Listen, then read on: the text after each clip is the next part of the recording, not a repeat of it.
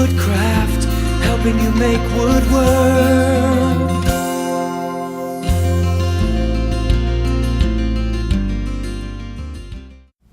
Okay, good afternoon everyone. I'm Scott McQuarrie, and on behalf of Woodcraft, we're going to talk about basic wood carving today. And I'd like to cover 4 topics: safety, resharpening, wood selection, and what it means to carve with the grain. I think that's a very important topic, learning how to carve with the grain all the time. And I'd like everyone to feel free to stop me and ask any questions throughout the entire presentation. So at this point, if I was Norm Abram, I'd say we all want to read, understand, and follow all of the safety instructions that come with our equipment. But knives rarely come with anything but maybe a warning telling you they're sharp, and that's a good thing. You want your knives to be sharp. They're safer that way. And it keeps you from cutting yourself if they're sharp. And so what I've noticed the number of times that I've cut myself, which happens, is that you have this train of thought where you have a nice sharp knife and you're enjoying yourself and you're carving along and everything's going great, and it's almost like drawing a picture in 3 dimensions. It's just that easy. And then your knife gets a little bit dull. And what I always do is, when I have a carving that's in progress and it's hard to tell, but this is a horse that's going to be drinking out of water and her head is down, I always leave a large piece of wood for me to hold on to with my free hand, and that keeps it safe. So you'll be carving along and your knife is nice and sharp, and then it starts to get a little bit dull, and without even thinking about it, you take your free hand and it gets up a little closer to where you're working. And then you keep carving and you don't really want to stop and sharpen your knife because you're enjoying yourself. So then it gets a little bit duller and your hand gets right up here behind what you're doing, trying to support that extra pressure, because for every action there's an equal and opposite reaction, so therefore you got to support that. And pretty soon it skips over the surface of the wood and into your hand. And then you come up with a new definition for hand carving. It's just... So that's frequently the way I've cut myself.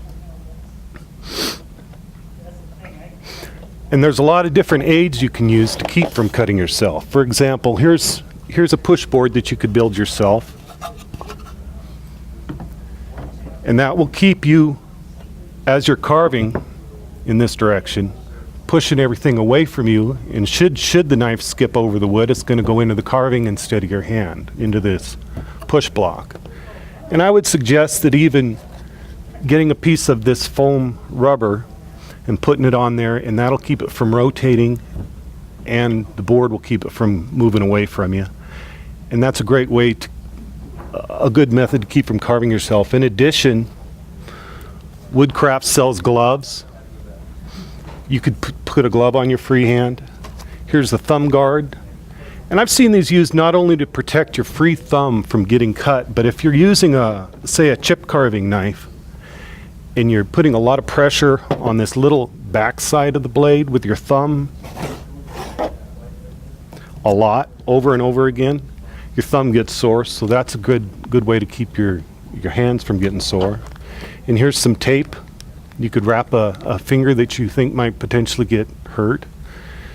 And what I would suggest is that you use any and all of these methods as opposed to cutting yourself. Is there any questions so far? I'm open to questions. All right. And when I started carving, I just bought a set of these palm knives, and I think people frequently buy chip carving knives when they start carving. Some people use them exclusively, but I've used these for many years, and what I really like about them is that when you use a palm carving knife, they're just made such that you're pushing away from yourself, and it's easy to keep your free hand behind where the work is going on. As to where if you have a piece of wood with a chip carving knife, frequently your finger and your hand are up near where the work is going on, and therefore there's a good potential for getting cut. So that's why I'm attracted to palm knives and micro knives, and even these big European style gouges, which you'd strike with a mallet or you could use with your hand for fine work. Is there any questions at all on knife selection? Okay, I typically use these palm knives for a carving of this size or this size. Eventually, doing fine work with this, I get down to these micro knives. They're just what I'm used to. So as you're carving, might be you're carving along, and then your knife starts to get a little bit dull. And while it's a pleasure to carve, it's also a pleasure to stop, take your time, and resharpen your knife as you're carving. You don't want to use a dull knife for the reasons we just discussed. And so instead of continuing and potentially hurting yourself, just stop and take the time to resharpen. In the process of just putting not sharpening an extremely dull knife, but the process of just putting a new edge on the knife that you're presently using is quick and easy. You have a knife, and you have a beveled side and you have a flat side on your knife. So you set the beveled side down and you rock it up just until the leading edge just barely is touching the stone. And it doesn't take much, just a few strokes on that side, and then on the flat side, holding it flat. And as you're doing that, there's a little wire burr that's being generated on the very leading edge. That'll make it just slightly dull. And you want to take that burr off. And so Woodcraft sells strops. I made this one myself. It has an arced edge. And the reason it has an arced edge is so that if you're sharpening a gouge that's arced, you can get on the inside and sharpen the inside of that. You can purchase some rouge, which is just, I believe it's wax with just a very slight abrasive throughout it.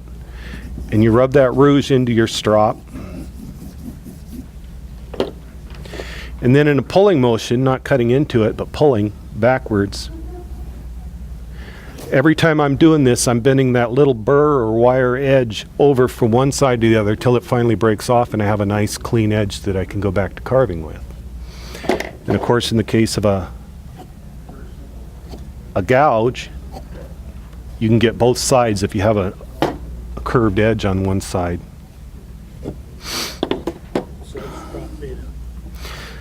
This is a piece of rawhide with a rough side out and glued onto an arced piece of wood. I have an Arkansas whetstone at home that I like, and I don't know what grit this is. I can't tell you what grit this is, but for a final edge, just as you're carving and maintaining a good, I would get this just about the finest grit you can get. You wet the stone? I wet my Arkansas whetstone. I don't wet this one.